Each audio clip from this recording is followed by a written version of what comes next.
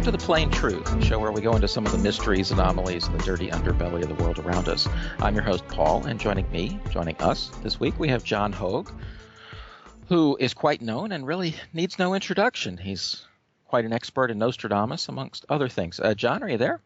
Yes, I am. Glad to be on the show. Well, thanks for coming. I appreciate it. And along for the ride is my friend Melody. Melody, are you there? Yes, I am. Great to be here. Okay, well, let's get straight down to the heart of the matter. John, how are things shaping up? How has 2015 looked, and the coming year? What do you see? How would you see things? Well, this is one of the only two times have I felt to write a book that was not just looking at the next year's predictions, but a book that was sort of like a launch pad for a 24-month period where things can be, where basically decisions made collectively and individually reverberate for the next 20, 30 years. And we've kind of been entering a period. I did a prediction for 2013, 2014, which did this, which looked at the possibility of how we are basically repeating history. 100 years ago, we had 1914, and we're entering a period of time, I contend, that's very similar, where between 1914 and 1918, a number of things that made the world dominated by imperial European-centric powers ended and brought thrust us into the modern world in 4 short years. You saw the end of long world orders, long-term world orders like the Romanov dynasty, Imperial Germany. The British Empire survived it, but was mortally wounded. The rise of America, focusing the going west in the Atlantic rim suddenly had a major player on towards the east, which is similar to what's happening on the Pacific rim as we focus more on going over to China as the focus. So even though it's not literally the same thing, the essence of history repeats its essence all the time, and we are in a period that I dealt with in that book, and then currently in the predictions 2015, 2016, looking at how now we're in the middle of this 4-year period, and basically how we will we'll probably by 2018 see as breathtaking a change in a lot of things. For instance, the United Kingdom will probably disappear. Forms of currency and financial markets that we have there'll now be a new choice that will move away from the standards, gold and fiat standards, into more electronic currency. We have kind of a more deepening root world order change from not just political orders of empires. For instance, America is shifting towards Asia now, China, Russia, and that area. Eurasia is now going to be the center of power and influence and advancement, as America is sort of behaving now like Britain did 100 years ago. Still a big empire, but really on the decline. It may take many decades, but it's definitely shifted. What the book tried to explain is that when all this attempt to put up sanctions against Russia over Crimea was getting most of the news, this book and my oracle, which I used to make these predictions, was basically saying that everybody was overlooking what happened around the same time. That was a historic shift when Russia made a $400 billion deal with China for 30 years to basically be one of their major sources for natural gas and oil, and effectively pivoted east. And what I foresaw is that eventually the current European Union, once it is way downsized because the monetary union does not have a future, the European Union itself does, but not in the form that it's in now as a technocratic dictatorship. You can see already some of the things I was predicting in predictions 2015, 2016 of the general awakening of people rebellions, people revolutions. The and not just on the level of politics, but on the level of we are exiting a 2,000-year era in predictive astrology called the Piscean Age, which attempted to centralize everything: power, banking, power grids, religions. We're the only one true faith. We're the only one true power grid that you can plug into. Our banks are the only banks you can make transactions with. Our credit card companies. This all comes from an old think of a dying age, as we're now in the Aquarian Age, which is about decentralization. It's about mass freedom of individuals. And so it's going to express itself in in economics, in religion, in monetary systems in the same way. So you're starting to see now people who will get literally off the grid. They'll have soon, in fact, already Tesla's marketing one of these batteries, but soon there'll be a battery that you can put in every house and office. It basically powers your systems. You don't need to be on the grid. And the same way goes with the power of local politics, which as the big centralized governments wallow like dinosaurs in their contemplations of what they need to do to stop global warming, the little towns, the little places will make the communities will make the moves to sequester their carbon and change things. Because basically the system that we have before us is a system that cannot be reformed. It needs to simply be abandoned and in the process grow new systems that over time, hopefully and peacefully, will just see the big, bilious centralized systems just slowly render themselves into irrelevance. Of course, the problem is that they do not want to be rendered into irrelevance, so there's since we've moved out of several years of an astrological Uranus-Pluto squaring, which in layman's terms means everything's been kind of in a tug-of-war between the people and their governments, Pluto being the status quo, governance, ruling of economy, rulers of the power elite, at least the way they've been using this tug of war against leaderless rebellions and revolutions like the Arab Spring, Occupy Wall Street, and so forth, which have people really starting to express their grievances, but without any focus, without any lead. And so these have, during that period of time, these movements started falling apart. Now that the square is finished since May of this year, as predicted in predictions 2015-2016, we're now starting to see more momentum and movement out of a tug-of-war. We're starting to see more leadership and focus from the people movements, as we're seeing in the new civil rights movement that's rising out of the Ferguson riots in Missouri. And now we're starting to see civil rights movement there. We're starting to see people rights movement. Literally, the people spoke a few weeks ago against draconian central banking occupation financially of Greece, and said, by 60% or more, which is a pretty large majority, saying we don't want your austerity anymore. You're not. In short, you have a situation where the people of the world feel that their governments are not listening to them, that they are bound and serving a new, what I call the CEO oligarchy, a new aristocracy of corporate nature, and that the struggle now is between. John, if I may, though, this begs the question, though, how do you deal with? I don't know if you want to call them pragmatists or opportunists, though, like, for example, in Syriza with Tsipras. I mean, they end up, you can call it a sellout or dealing with reality, but in the end, they still, at the end of the day, won't represent us.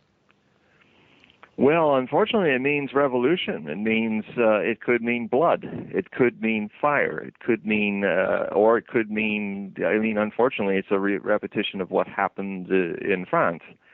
That is one possibility, where the people have a 1% that doesn't listen to them in the ancient regime of France. And the people finally erupted, and that unleashed forces that overthrew that aristocracy. And there's a great danger of that happening if the European technocrats don't start listening to their people. There's a very explosive situation that's brewing in a number of countries, and the very ferocity of the German bankers hitting the Greeks after that vote with an even more austere and draconian bailout, worse than the one that the people voted against by 60%. I mean, the people are now left with this situation where, once again, they are not even being represented by their own government. That, unfortunately, the problem with Greek governance is that the man who should have been prime minister is Yanis Varoufakis, who was the financial minister, who was saying, look, we have to, as a bargaining chip at the very least, and as a rational move, is to start planning for a bailout, for an exit, starting to sequester whatever assets that we can, and to think about getting the presses ready to start issuing the drachma, and then go to them and say, yeah, we're doing it. But they went empty-handed. They went to basically the German bankers, in a way, one could say that Germany finally won World War II, and they did it in the way of one of the two options that always seemed to be there for modern Germany. Germany either uses the military option or the economic option to dominate Europe. Hitler actually had a chance after Munich Pact in 1938 to have applied economic powers to actually dominate Europe, but he chose the militarist point of view. That failed.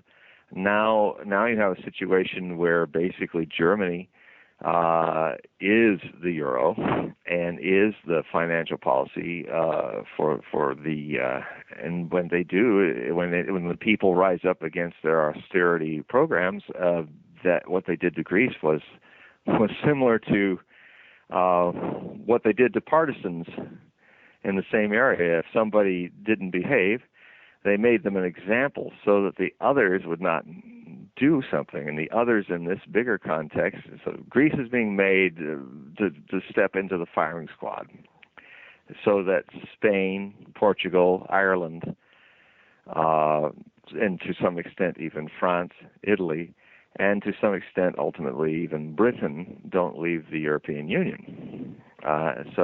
Because they're going to make it so hard on Greece as an example.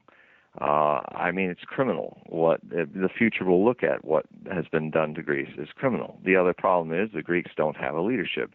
They fired the man who had the brains and who was seeing this coming, and he was fired because the EU did not want him to set foot there because he was a man who was telling truth to power too much. So the Greeks were also punished for that. But what's not being expressed very much, but is going to be a big deal in the next few years for the people of Europe, is this: a lot of people on the street have seen now, so Germany still is Germany. So things, sometimes as things keep changing, they remain the same.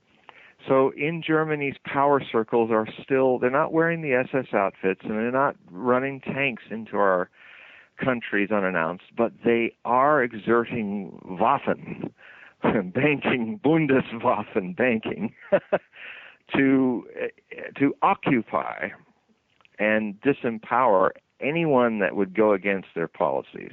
And people are starting to see that on the streets of Europe. Now, there's two ways that could go. And the dangerous way is for instance, I think it is right to say that this bailout was a Versailles Treaty. This third bailout agreement, which is as draconian as Versailles was to what was left of Germany's empire after World War I. What did that do back in 1918 to Germany? those reparations and that imposing all the blame on Germany as a scapegoat for what was a shared screw up of everybody over 40 years of peace with all their military alliances and peace alliances, which tripwired Europe to have just one country trip over the tripwire, and then everybody had to fight for everybody else, and suddenly within a month you had a world war. Germany was part of that, but they were not the only. I mean, the German bankers were part of lending to Greece, but they're trying to avoid any punishment for that. So the thing you've got here is a similar echo of the past repeating itself. What's going to happen to Greece could very well be what happened to Germany. You create a failed state, which is rife for right-wing elements to rise up and take over, as what happened in Germany after the Weimar Republic was too weak to deal with the issues of Versailles. Hey, John. And John, so John, if I just one little point. Years ago, I spent a lot of time looking into the history and I guess what you would call suppressed history of World War II. And I don't remember now who it was, but somebody high up in the banking system, but I don't think it was Hjalmar Schacht, but somebody high up in the system there said after the war that basically the Nazis screwed up by using too much force and not enough economic pressure. And then in the future, they intended to get their united Europe through economic means. And, well, they've achieved it. They've achieved it. Yeah, I agree. I think it's obviously more complicated because the City of London bankers and Wall Street are not exactly lacking in representation in Brussels, but still, push comes to shove. But they're not in the monetary union. See, the way the Germans are, they don't have a Wehrmacht, they have a monetary union. That's the army. They have quote, the unquote. ECB. Yeah. That's the army and the OKH, the high command, if you will. That's dominating the continent, because England, when England opted out of being in the euro, they kind of they have a presence certainly in the union, but in the monetary union is the weapon that's exerting this occupation of Europe. John, excuse me, I just wondered if your oracle, or if you had any thoughts on the situation in Ireland. I can point out that verify what you're saying and point out that there has been massive water protests. It's a long story, but basically the EU forced Ireland to do sort of a private water system, and people, there's only like 40% compliance of people that have even turned in their bills and stuff, and I don't see this being covered much, and there's just a real palpable sense of anger in a lot of places that it's like people's votes don't count, nothing matters. Ireland was forced to vote. They voted no on the Lisbon Treaty, so they were told to vote again until they got it right. Yeah.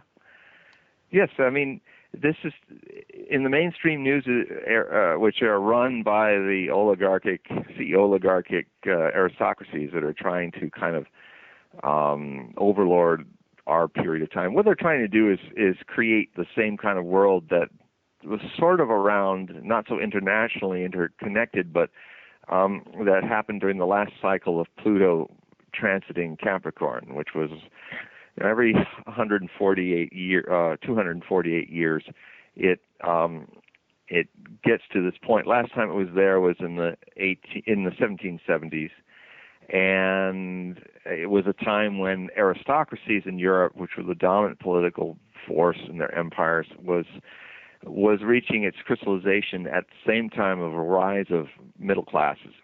And that was happening in the British colonies in America and also in the continent. That rise of the middle classes brought a lot of prosperity, which was good for everybody, including the aristocracy, but it was hard to control. And at a certain point, economic control was attempted.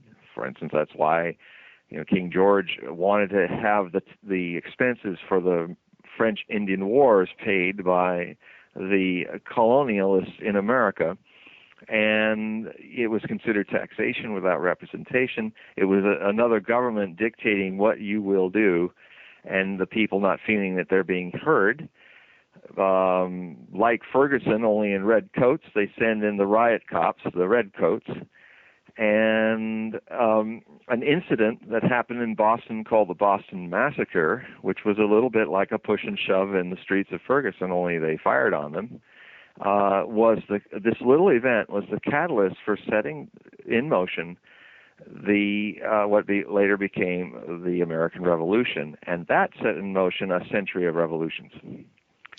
Does your article see and something like that happen? My point is that we are repeating that, and we're now entering a century of revolutions. That was my question, so thank you. You answered it. Yeah. A century of revolution. And so is that political, or is that like also technological, sociological, whatever? On all levels. Because in this case, the revolution, for 20 years now, I've been saying on radio, TV, and also writing that every year the human race enters the 21st century.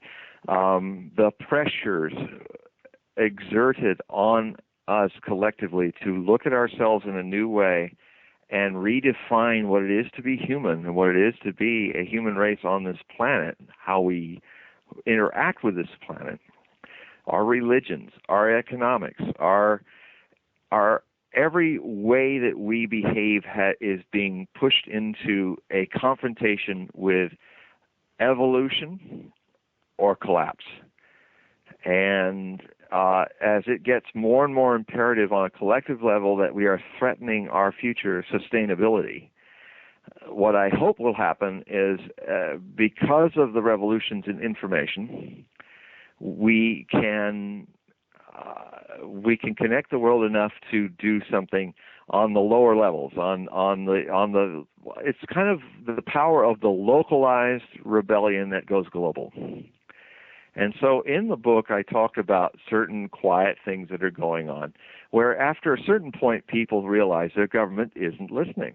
Like the people in Ireland with their water rights issues are going to just simply have to disconnect from that. They're going to have to find ways locally to interact with each other in networks of communities.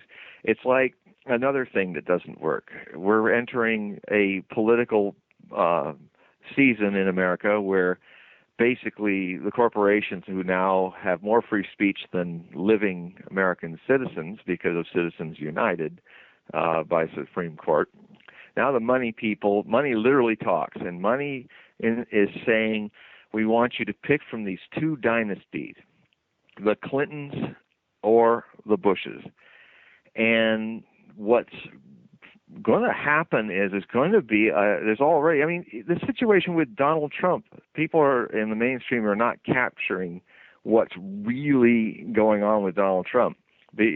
Behind all the carnival barking, behind all the stupid things he's saying or racist things he's saying, what he's doing is being a catalyst for the rage that's out there and the anger and the frustration of people who feel that the people that are supposed to represent them in circles of power are not representing them.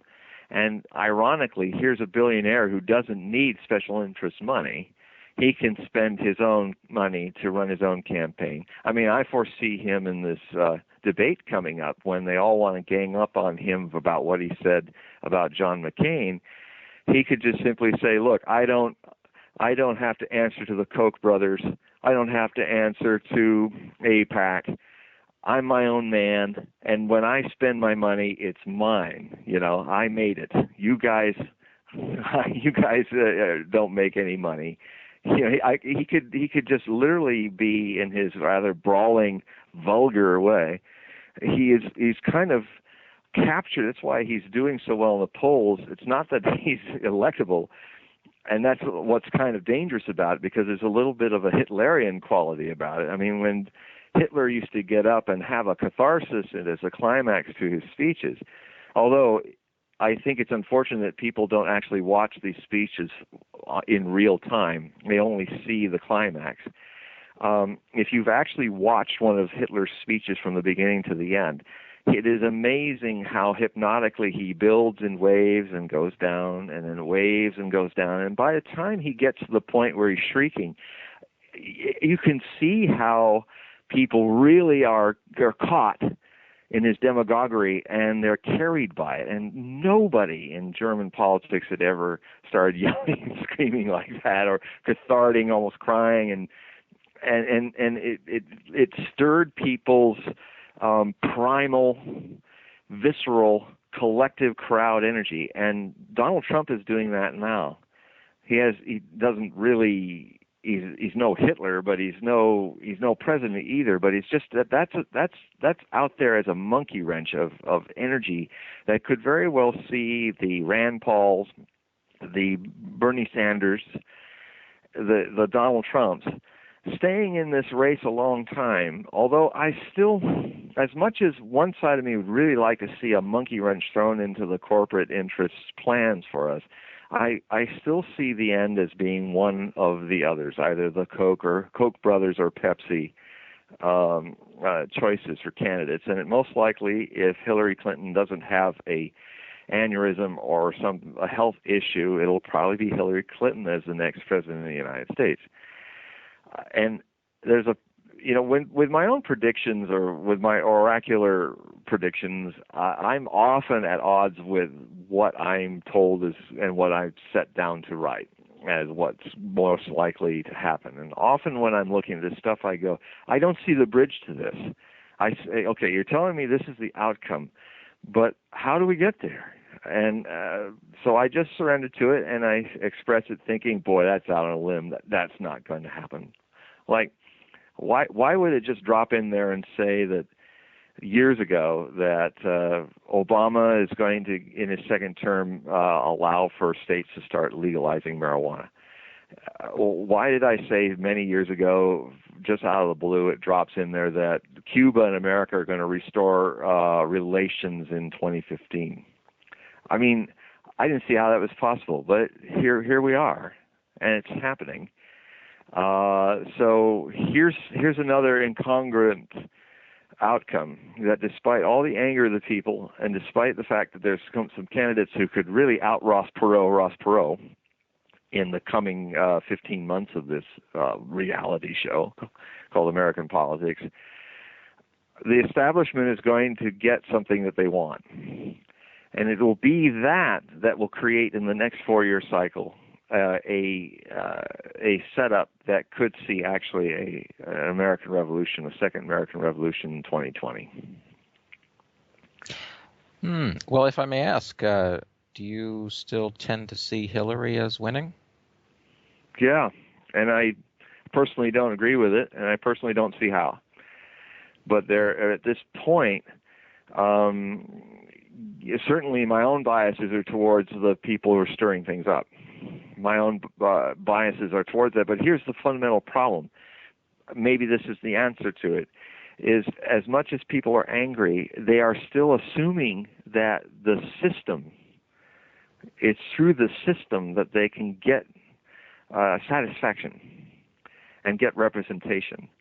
And I think that's the system, with its money and its influence and its ability to propagate itself, will propagate itself enough to probably make enough people think Bernie Sanders is too old and too socialist, that Donald Trump is just a buffoon and a carnival barker, that Rand Paul is a nutty libertarian, and certainly all the little third-party people that are actually running for Libertarian or some other parties, they're out because the system is set up as a mafia cartel with two faces, a Republican and a Democrat face, and there's definitely power movements that are quietly people movements that are slowly advancing that the news don't even talk about. For instance, the fact that many states.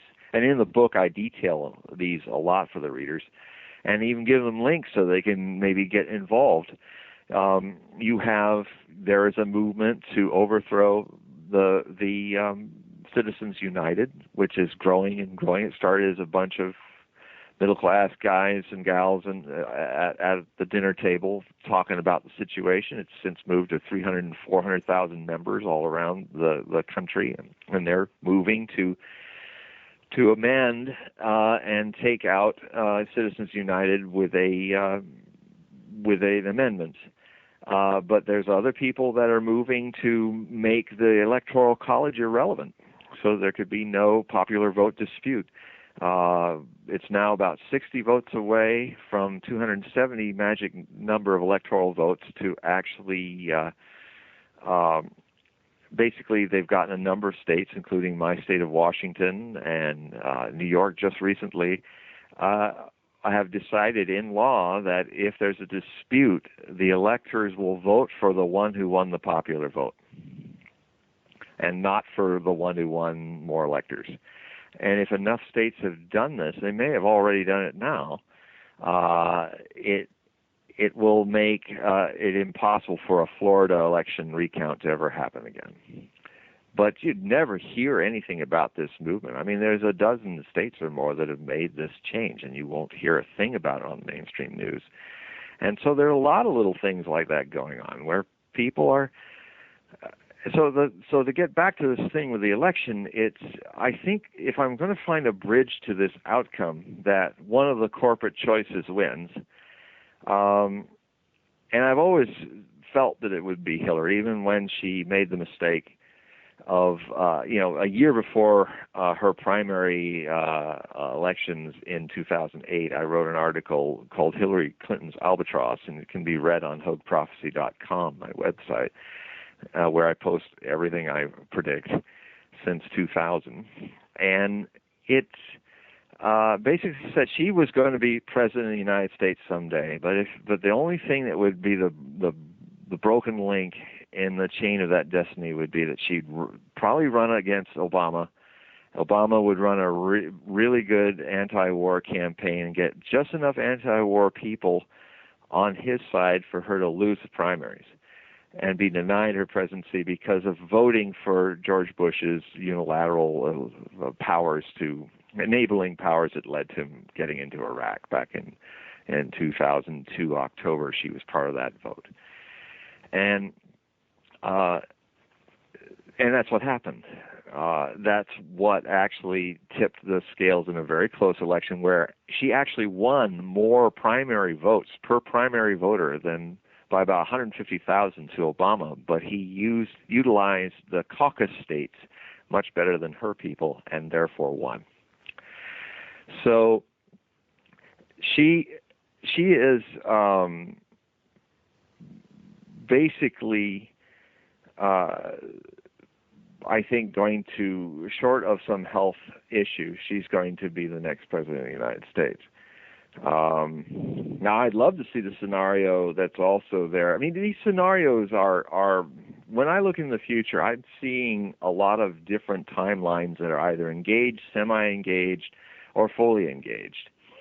And it kind of drives some of my skeptics especially even crazy, because they got this very anal idea that to be a predictor of the future, they assume that everything is written in stone. Therefore, if A, B, C, D doesn't happen exactly as you predicted, that means you're fraud. Of course, that premise is based on an idea that's false, in my experience, about the future, because the future is a dynamic echo of the decisions we make today.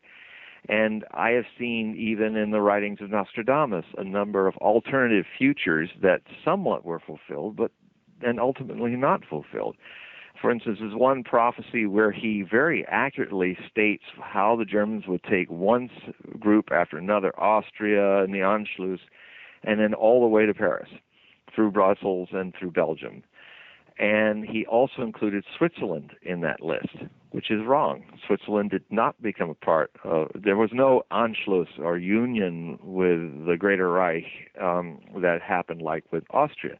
So rather than do what other scholars did and just shrug their shoulders and say, well, I guess he was wrong, I made a real skeptical inquiry. I said, okay, well, let's look at what was going on in Switzerland at the time of the 30s. What I discovered was the Nazi Party in the German cantons had 70,000 people involved. It was a very serious consideration to break the German cantons away from the Italian and French cantons and Slovene cantons of Switzerland and have them become part of the Reich. And it could have happened, but it didn't. So that's when I started seeing that, okay, there really was a move to do that. So Nostradamus saw that happening, but then it didn't happen. And there's a number of hundreds of other points I've made of this where you can see that there are alternatives to the future. So I'm looking at these alternatives, and when I look at them, I think, okay, there's still this potential of some huge unexpected wrench being thrown into all this machinery that sends everything on its ears. I mean, one would be that Hillary Clinton has to leave for health reasons or others. She cannot fulfill her role as the corporate choice from the one face of the two-faced cartel. That would create a vacuum that could see even Elizabeth Warren make a jump into the ring 4 years earlier than she was destined to do. I think she'll run in 2020, and she might win in 2020. So that could create... John, is there anything in this that you can take out of Nostradamus for this period? Yes, actually, one thing which is related. For years now, I've been talking about the prophecies about a black king. The prophecies that, like Century 6, Quatrain 24, which use a Mars-Jupiter conjunction, which is relatively rare, but it happened to fall about a few weeks after the inauguration of Barack Obama in his first term in office.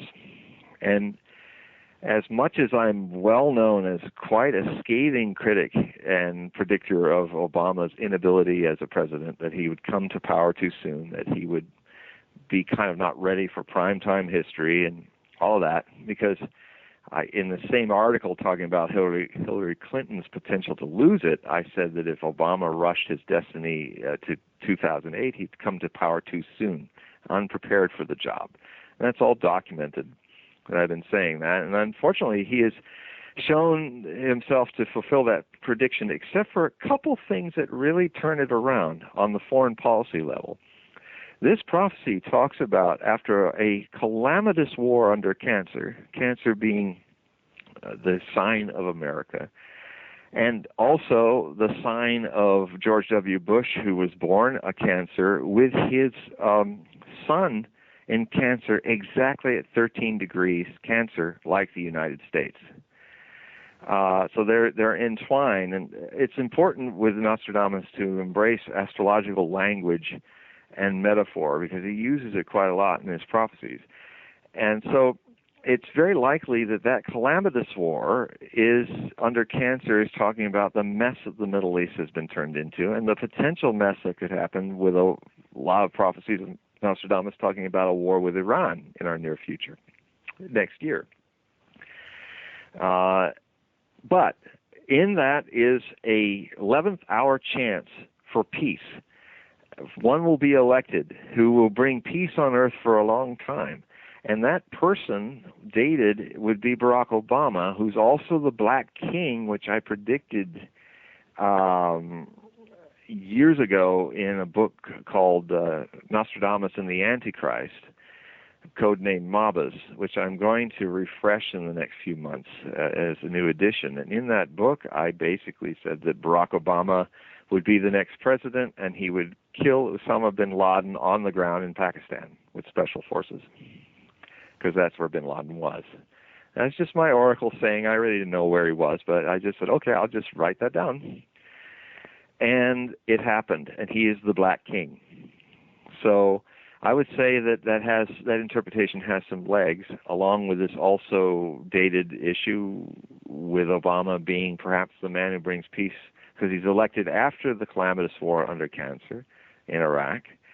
And it could very well be that with the signing of this, the soon-to-be ratification of this peace agreement, that we may avert the worst war the Middle East has ever seen, which could happen as soon as next year.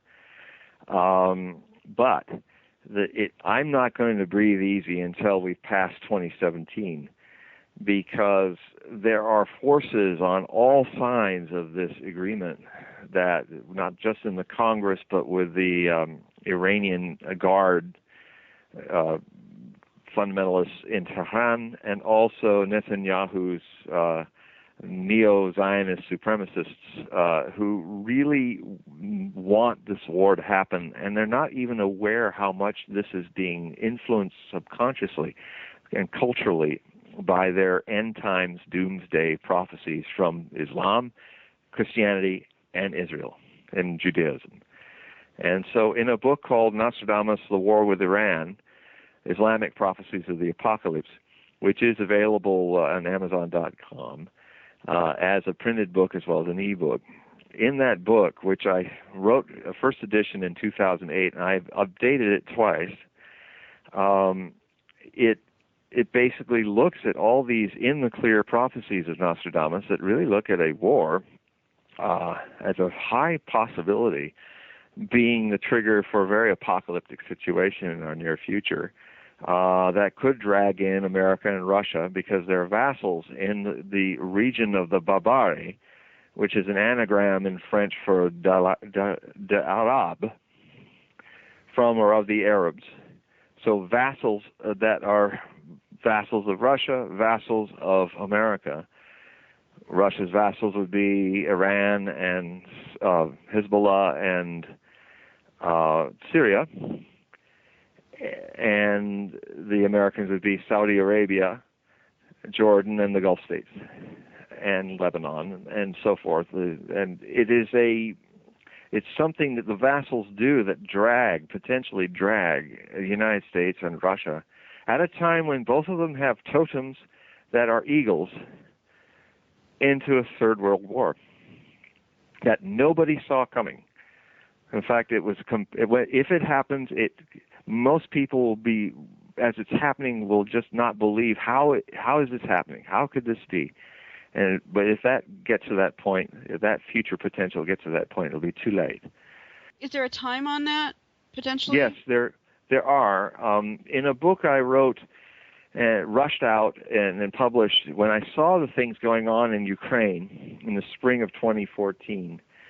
That was an alarm bell for me that this other big threat, there's two major threats in our future that human beings are mainly threatened because there's the most collective denial and misinformation being thrown out there about them, so people aren't informed of this danger, so they can't act on it. And one, of course, is planetary climate change, global warming, not an ice age, but a cascading heating up of the world. We've passed the point where ice ages might happen, and I've gone into detail about that in this book, and will do further in further books about climate change and prophecy.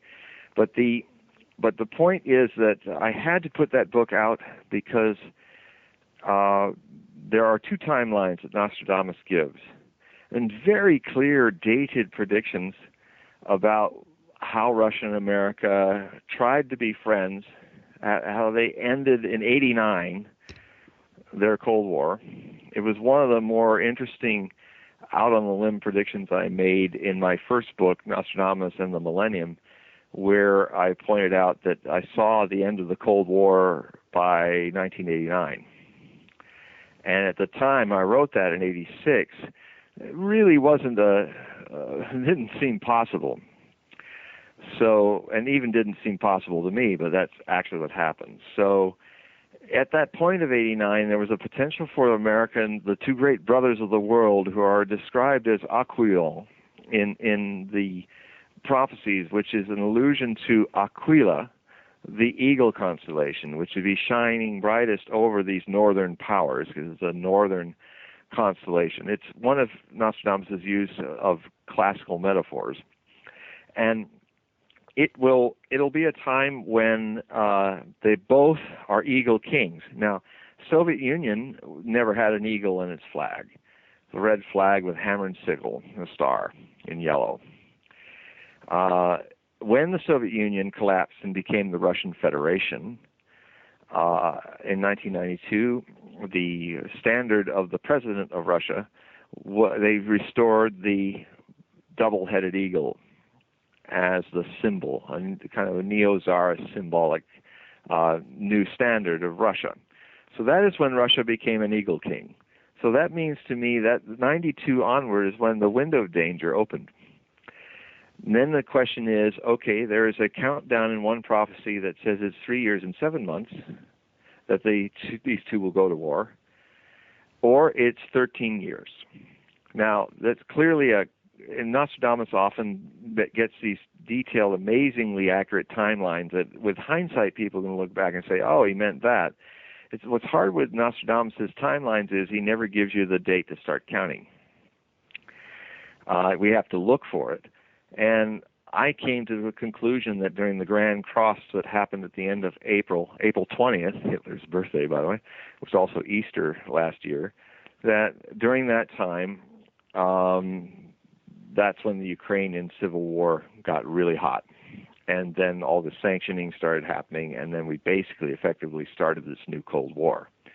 And the book that is called A New Cold War, The Prophecies of Nostradamus, Stormberger, and Edgar Casey, it's also available at Amazon and also as a print book as well as an e-book. And that looks at the World War prophets of the last few thousand years. There's a small group of people who have been very, very accurate about dating and describing World War I and II.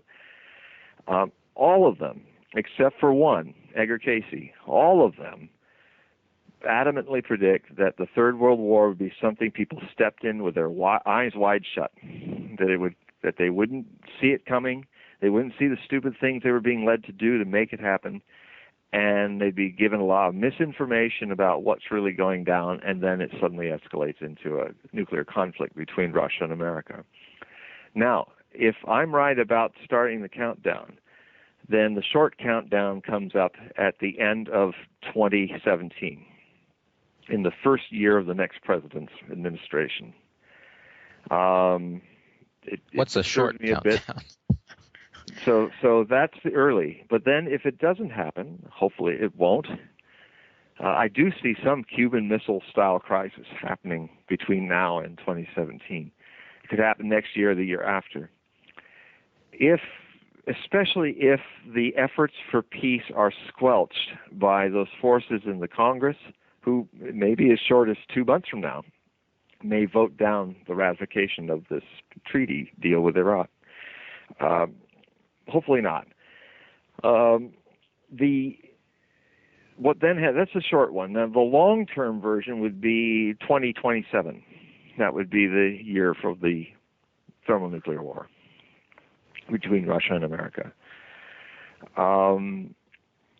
I actually see, this is a very unpopular view, but I think the future will prove me right, if there's people in the future left to write our histories, that the Western leaders are acting incredibly immature and irresponsibly this time around. And, the Americans and European leaders are almost behaving like Khrushchev beating his shoe on the table.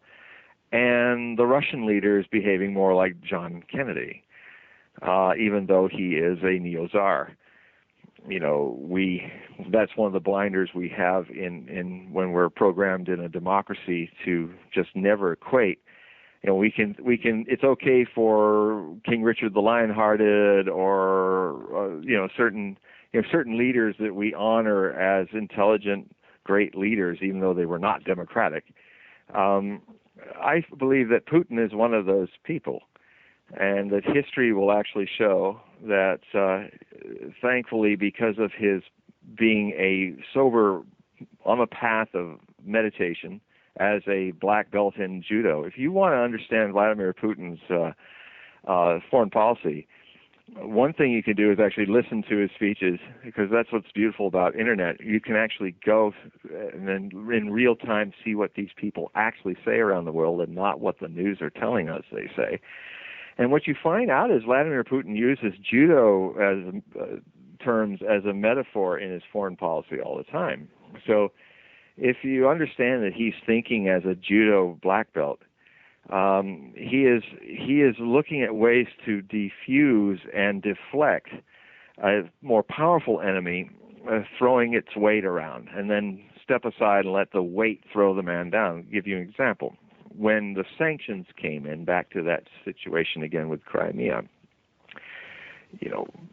basically Crimea was taken back into Russia because it's been a Russian province, except for since the 1950s when Khrushchev, a Ukrainian, made it part of Ukraine and the Soviet Union.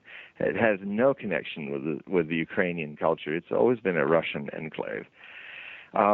When this move was made by the Maidan Square and the neo-Nazi groups that were basically behind it, the right sector basically created that revolution, Putin saw that what was coming and deflected by saying, I know what you're going for. You're going to try to get Ukraine into the NATO, and then they will force us out of our bases in Crimea. So we'll just take Crimea. And he warned them in 2007 in the G20 speech, very famous speech, he said, look, you've been encroaching and breaking your deals since the end of the Cold War and making NATO into an aggressive force, advancing on our frontiers. We're telling you right here, if you try this stuff in Georgia and Ukraine, we will warn you up front, we will respond in any way we see fit to protect ourselves. So NATO was warned. If you're going to go in and try to put a NATO-friendly government in there, rather than do the Austrian option, which is one of the reasons why Austria is not in NATO, is that the Soviets said, okay, if they stay neutral, then we'll let them be part of your sphere of influence. We'll give Austria back to you. This is what they did. Well, this option has been sought by, in the Ukrainian situation. It was very clear that NATO wasn't going to do this. So Vladimir Putin made the step, 2 steps ahead of his more powerful opponent. He took the goal that they were after, taking Crimea and putting NATO bases in it to strategically isolate Russia further, to promote neoconservative long-term plans to basically relegate Russia into like another rather large-scale version of Iraq. Because, anyway, I'm getting into so many things that could take hours and hours to talk about. All I can say is that I am happy to see that more and more people, especially in Europe, are starting to awaken to the fact that what they've been told about the situation between Putin and America and everybody is not really what's going down. It's good to see that people are starting to see the same things that I saw early on. The torchlight rallies in Kiev, the real neo-Nazi qualities of this new regime and now they're even fighting amongst each other as we speak. This has made people pause and step back from the whole Ukrainian issue. And hopefully, because of some of these secret meetings that are going on right as we speak between the diplomatic organizations of Russia and America, I'm hoping now that there's a more measured way to keep this from escalating, because the Ukrainian missile crisis, I call it, is definitely a potential in the next 24 months. And if it turns out to be a good thing, it could scare the dickens out of the world, and maybe everybody would back off, just like Kennedy and Khrushchev did in 1962, and actually started to make moves towards getting a hotline so people could talk. And actually, the ABM Treaty, which George W. Bush rescinded in his presidency, but the ABM Treaty was then signed at that point. Of course, the military-industrial complexes of both countries made sure that Kennedy was dead a year later, and Khrushchev, shortly after that, was under house arrest in a coup d'etat. And then the Cold War rolled on. So this again gets back to the old, to the original theme of this hour about how the people are pitted against their governments. Their governments are puppets of a new capstone to the power of the world that is making sovereign politicians puppets to a higher form of power, which is CEO oligarchy, a class of corporate business leaders who have really the power behind the throne. And the Greeks saw what happened to their leaders. The Irish are seeing how they're not being heard. It's the same all across Southern Europe. The next step is the question of when will people finally make a move, when they realize that their governments are not listening to them. And the danger is that they will move to the right, to the populist right rage way of doing things. But it's a volatile time. I was going to say, sorry. Sean, we just wanted to ask one more question, and this may segue well into it, because you just wrote a book recently on the Hopi prophecies, and yes. I think that has something to do with this time period too, doesn't it? Yes. I have created a little book called The Essential Hopi Prophecies, where I have put together a breath of fresh air with the Hopi is that they were not under the constraints of a Nostradamus of having the Inquisition on their backs. Their culture embraced their prophets, and so they speak right up front. No obscurity. I mean, for centuries, one of the longest habitated areas of North America, which is the Hopi lands, the Pueblo peoples of that area. They have in their core, which is a prophetic view of the world that's often shared by the 500 nations of the Native American nations of North America and Mesoamerica, which look at the coming of Pahana, the white brother, who will leave at the beginning of the creation of the fourth world. The red brother and his older white brother parted, and the white brother was supposed to come back. He's the yang, science, logical side. The red brother was the harmony of the earth, the ecologist, the grower. And it was destined that if the white Pahana, if the white brother came back with his tribe and bore on a stone tablet a circle, that he had learned balance and that they could pool their two polarities together in a harmony. But if he comes back with a cross on the tablet, beware, he has gone false. He has gone wrong-headed. He has gone into a state of koyanaskatsi, which is Hopi for a crazy life out of balance. And so when the Hopis began starting to see missionaries coming with their crosses and their crosses, flags, and all that, they realized, the white brother has gone wrong. And they managed over the centuries to survive a lot of the Indian apocalypse that did go on. And in that, they had these prophecies, which were shared in oral tradition. They said the white brother would bring his steers with long horns, that he would start to put up iron ropes in the sky, crisscrossing the country, and that soon there would be cobwebs crisscrossing the sky. These are contrails. The iron horse and the iron road that it runs on would happen. That they would bring the wheel to the land of the Hopis. There were no wheels in Hopi lands, just like the rest of the civilizations of Mesoamerica when the white man brought it. But there were certain things that were going to happen that would be an important point for the Hopi people to speak out and share their secret prophecy with the world. And that was when there'd be a great war where three forces would beset Turtle Island, which basically is a metaphorical description of what North America, with its tail being Mexico, one of its feet being Florida, another foot being the pad that goes up into Labrador in that area, Quebec.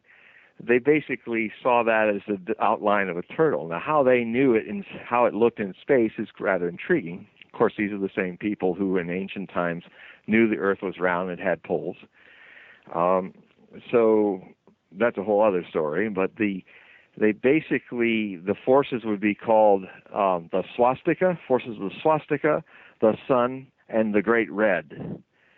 Swastika is Nazi Germany. The sun is the rising sun of Japan. The great red is Soviet Union. Then when that happened, the white brother would create the gourd of ashes. Now, a gourd is a metaphor for the mushroom cloud. You turn a Hopi gourd on its neck, it looks just like a mushroom cloud. It has a neck and a big bilious ball like a mushroom.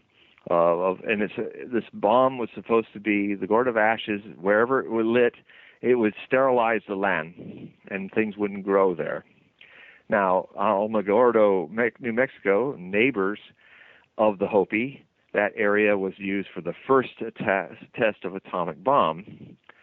And when all that happened, that's when the Hopi felt it was time they had to start reaching out to people who were willing to hear.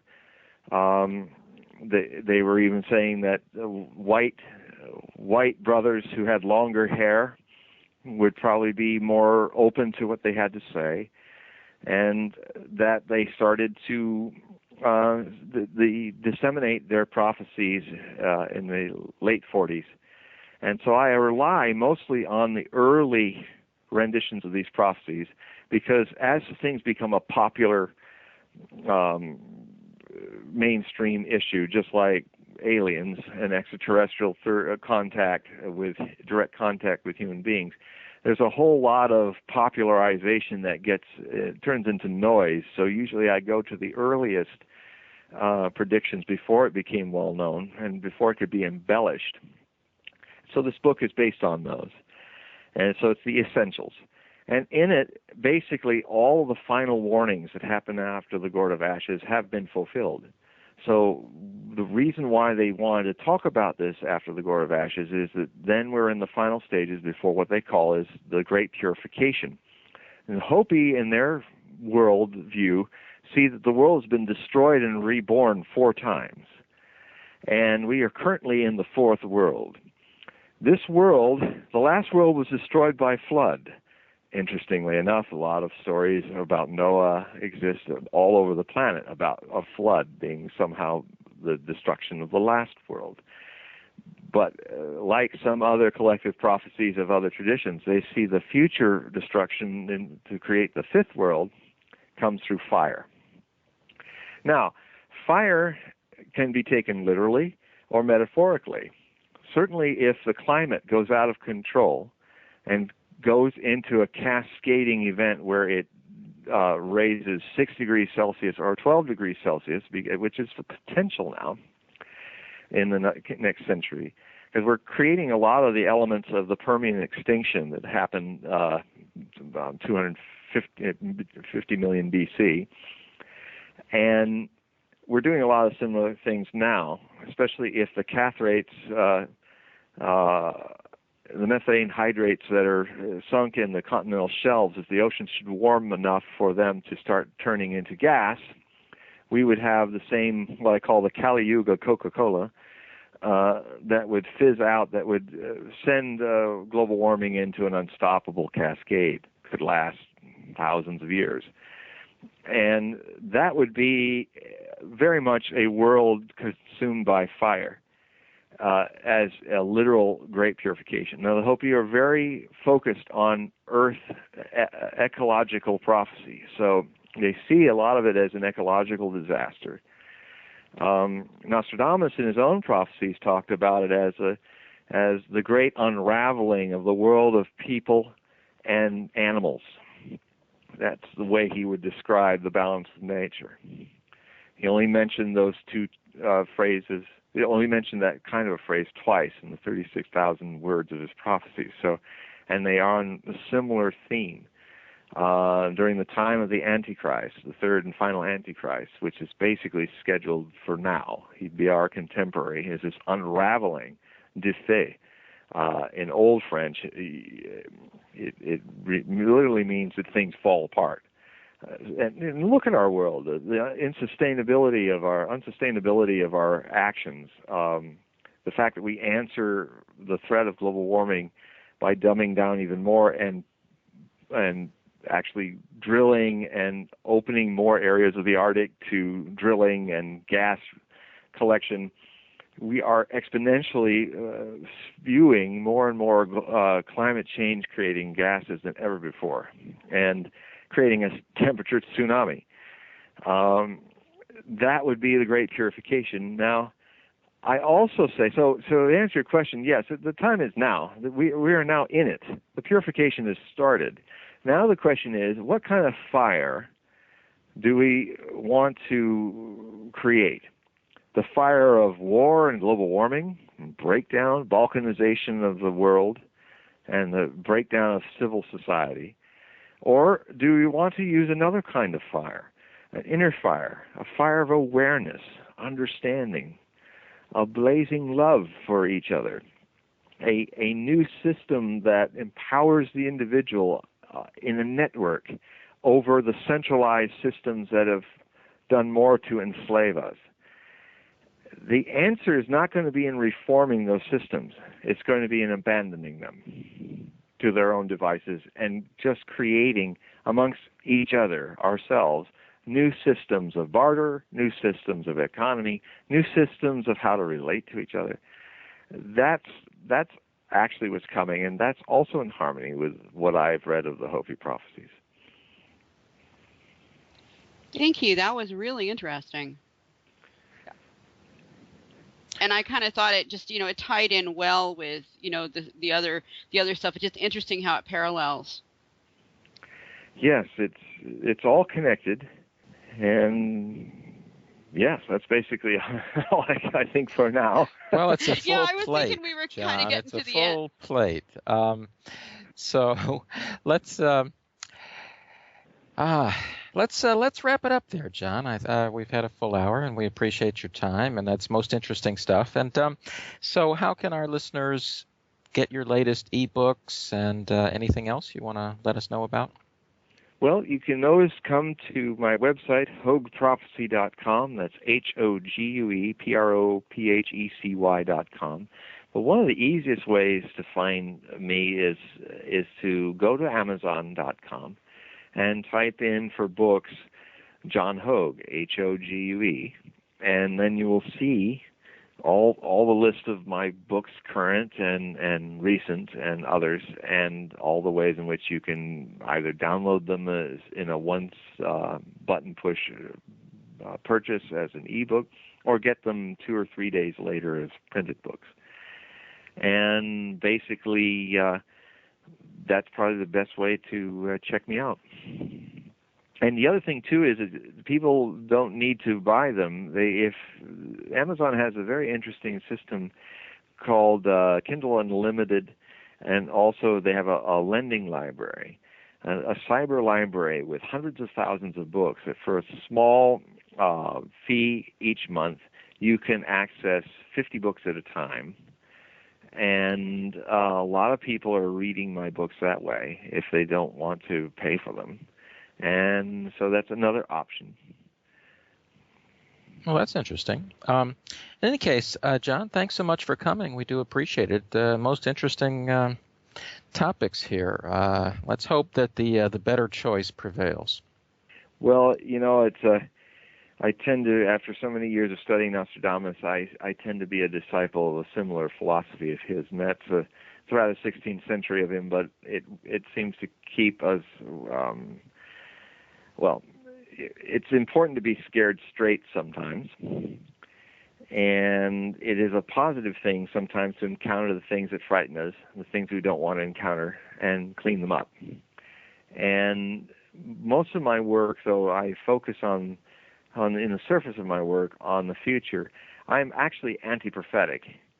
My interest is to take the study of the fascination we all have about the future in a tantric context, and that is to go through it rather than reject it or suppress it, this desire, but to go through it with full awareness to the complete outcome of the other side. From the future, I take people to the present, where they are empowered to change what is echoing back to us from the future.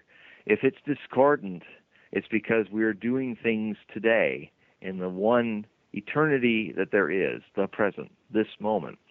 We are doing things that we can change, that we're empowered to change. And when we do that, we engage a better future. We give birth to it in the present, never in the future. Yes. Okay, well, thanks again, John. We do appreciate it. And Melody, thanks you too. Yes, thank you for having us, and thank you for being here, John. Thank you, Melody. Thank you all. Okay, folks, it's a wrap.